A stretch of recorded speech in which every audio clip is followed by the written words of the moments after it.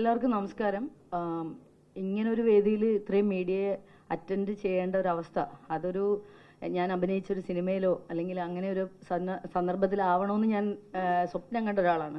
പക്ഷേ ഈ കേരളത്തിൻ്റെ ചില വൃത്തികേടുകൾ പറയാനാണ് നിയോഗമായത്. അത് പറഞ്ഞുകൊണ്ടേയിരിക്കും. നിങ്ങളെല്ലാവരുടെയും സപ്പോർട്ടിന് നന്ദി. ഇനി കാര്യത്തിലേക്ക് വരാം.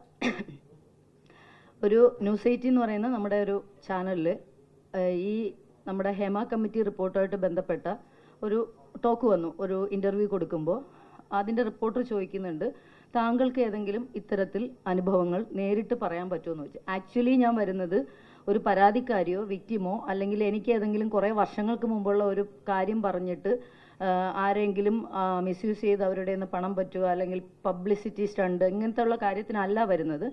ആ ചാനലിലേക്ക് നമ്മളുടെ മറുപടി കൊടുക്കുമ്പോൾ വ്യക്തമായിട്ട് അദ്ദേഹം ചോദിക്കുന്നുണ്ട്, ഇങ്ങനെ കുറേ കാര്യങ്ങൾ നിങ്ങൾ കേൾക്കുന്നുണ്ട്, താങ്കൾക്ക് അനുഭവം ഉണ്ടോ എന്ന് ചോദിക്കുമ്പം സ്വാഭാവികമായിട്ടും എന്നെപ്പോലൊരാൾ അനുഭവം ഇല്ല എന്ന് പറയോ ഉണ്ടെന്ന് പറയോ, ഉറപ്പായിട്ടും നമ്മൾ ഉണ്ടെന്ന് പറയും.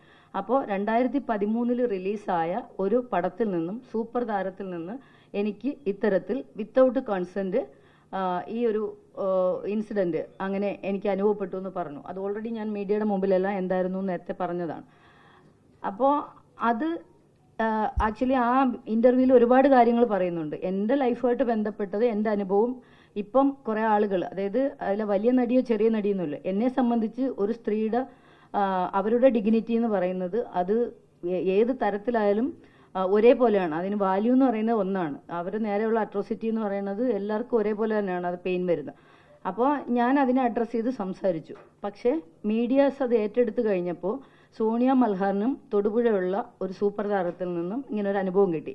നമ്മുടെ പ്രൈം ചാനലെല്ലാം മര്യാദയ്ക്ക് ആ വാർത്ത കൊടുത്തപ്പോൾ യൂട്യൂബേഴ്സ്, ഞാൻ അവരെ കുറ്റം പറയുന്നില്ല, യൂട്യൂബേഴ്സും ഓൺലൈൻ മീഡിയാസിനെയൊക്കെ അതിനെ വേറൊരു ടോക്കിലേക്ക് കൊണ്ടുവന്ന് സോണിയ മൽഹാർ ഉത്തരം പറയണം, കാരണം അവർ ഫെയിമിന് വേണ്ടി അവർ കള്ളിയാണ്, അവർ ഫേക്കാണ്, ഒരു സൂപ്പർ താരത്തിനെ പിടിച്ച് ഇതിനകത്ത് വെക്കുന്നു, പിന്നെ ഇപ്പോൾ കിട്ടിയൊരു അതായത് ഹേമ കമ്മിറ്റി എന്നൊരു റിപ്പോർട്ട് വെച്ചിട്ട് അവരതിൻ്റെ ക്രെഡിറ്റ് എടുക്കാൻ വരുന്നു, അങ്ങനെ ഒരുപാട് ആരോപണങ്ങൾ. അതേപോലെ 2 കോടി രൂപ മേടിച്ച് ഈ കേസ് ഒത്തീർപ്പാക്കുന്നു, ഞാൻ പേര് പറയുന്നില്ല, ഇങ്ങനെ തുടങ്ങി പല മാധ്യമങ്ങളും പിന്നീട് ന്യൂസ് 18 തുടങ്ങി വെച്ച സാധനം എല്ലാ നാഷണൽ ഇൻ്റർനാഷണൽ മീഡിയാസിലും ഇപ്പോൾ പൊയ്ക്കൊണ്ടിരിക്കുന്നതാണ്. അതാണ് യാഥാർത്ഥ്യം. അതെന്തുകൊണ്ട് പറയേണ്ടി വന്നെന്ന് വെച്ചാൽ എൻ്റെ കണ്ണി കണ്ടതും ഞാൻ അനുഭവത്തിൽ വന്നതുമായിട്ടുള്ള കാര്യങ്ങൾ യഥാർത്ഥത്തിൽ പറയുന്ന വിഷയങ്ങളാണ്.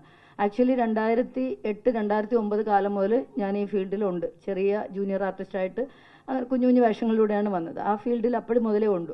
അപ്പം പല അനുഭവങ്ങളും, പിന്നെ എൻ്റെ നേരെ വരുന്ന സാധനങ്ങൾ ഞാൻ ബ്ലോക്ക് ചെയ്യാറുണ്ട്. പച്ചയ്ക്ക് ചോദിക്കുന്ന സാധനങ്ങളുണ്ട്, അത് പച്ചയ്ക്ക് തന്നെ മുഖത്ത് നോക്കി ഏത് വലിയവനായിട്ടും പറഞ്ഞിട്ടുണ്ട്. അപ്പം എന്നെ മൊത്തത്തിൽ അങ്ങനെയുള്ളവർക്ക് എന്നെ ഇഷ്ടമല്ല. അതുകൊണ്ട് തന്നെ മെയിൻ സ്ട്രീം സിനിമകളിൽ നിന്ന് പണ്ട് മുതലേ എനിക്കൊരു ഇടയില്ല. അപ്പം എനിക്ക് കംഫർട്ടാവുന്ന ഒരു സിനിമകളിൽ മാത്രമേ ഞാൻ അഭിനയിക്കുകയുള്ളൂ എന്നുള്ളതാണ്. നമ്മളെല്ലാം മാലാഖമാരാണോ? അങ്ങനെയല്ല. നമ്മളെ വില പറഞ്ഞുകൊണ്ട് നമ്മൾക്ക് ചാൻസ് തരാം അല്ലെങ്കിൽ അങ്ങനെയാണെന്ന് പറഞ്ഞ് ഏതെങ്കിലും തരത്തിൽ സ്വാധീനിക്കാൻ വരുന്നൊരു കോളിന് ഞാൻ പോയിട്ടില്ല. എനിക്ക് അതിന് താല്പര്യമില്ലാത്തത് കൊണ്ടാണ്.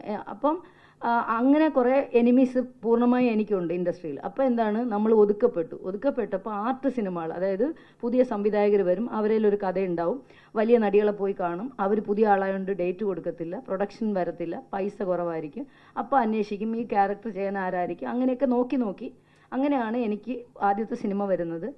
കാറ്റ് പറഞ്ഞ കഥയെന്ന് പറഞ്ഞിട്ടാണ് ഒരു സിനിമ തുടങ്ങുന്നത്. ആ സിനിമ പക്ഷേ റിലീസായിട്ടില്ല. അത് ഞാനുമായിട്ടുള്ള പ്രശ്നമല്ല, അതിനകത്ത് കുറച്ച് ഫിനാൻഷ്യൽ കാര്യങ്ങളൊക്കെ വന്നിട്ട് ആ സിനിമ അങ്ങനെ പോസ്റ്റ്പോണ്ട് ആയിട്ട് നിൽക്കുന്നുണ്ട്. പിന്നെ ഓരോ പടങ്ങളിങ്ങനെ അഭിനേത്രി, വല, മരംകൊത്തി സെക്കൻഡ് ഹീറോയിനാണ്. ബാക്കി ഈ പറയുന്ന പേരുകളൊക്കെ മെയിൻ ലീഡ് റോളുകളാണ്. സ്ത്രീ, നിദ്രാടനം, നീരവം, അത് അങ്ങനെ കിഡ്നി ബിരിയാണി, അനിൽ പനച്ചൂരാൻ്റെ വൈഫായിട്ട് അങ്ങനത്തെ കുറേ പടങ്ങൾ ഞാൻ അഭിനയിച്ചിട്ടുണ്ട്. അപ്പോൾ ഇതിലൊക്കെ എന്ന് പറയുന്നത് എൻ്റെ ഏറ്റവും വലിയ, എല്ലാവരും ചോദിക്കും ഇത്രയും പടം ചെയ്തിട്ട് നിങ്ങളാരും കണ്ടിട്ടില്ലല്ലോ, നിങ്ങളുടെ മീഡിയയിൽ ഒന്നും കണ്ടിട്ടില്ല. ശരിയാണ്. എൻ്റെ 1-2 സിനിമ സ്ത്രീ എന്ന് പറഞ്ഞ് ഇന്ദ്രൻ സേട്ടൻ അതിനകത്തൊരു വില്ലൻ കഥാപാത്രമായിട്ട് ചെയ്യുന്ന ചെറിയൊരു പടമാണ്.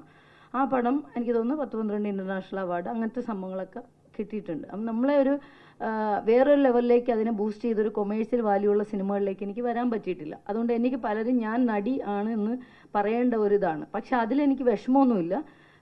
എനിക്ക് നട്ടെല്ല് നിവർത്തി നിന്ന് പറയാൻ പറ്റും. അതുകൊണ്ട് എനിക്ക് മീഡിയ അഭിമുഖീകരിക്കുന്നതിനോ അല്ലെങ്കിൽ ആരോടെങ്കിലും നിങ്ങൾ ചോദിക്കണ ചോദ്യങ്ങൾക്ക് കൃത്യമായ ആൻസർ എൻ്റെ കയ്യിലുണ്ട്. എനിക്ക് ഭയപ്പെടേണ്ട യാതൊരു ആവശ്യമില്ല.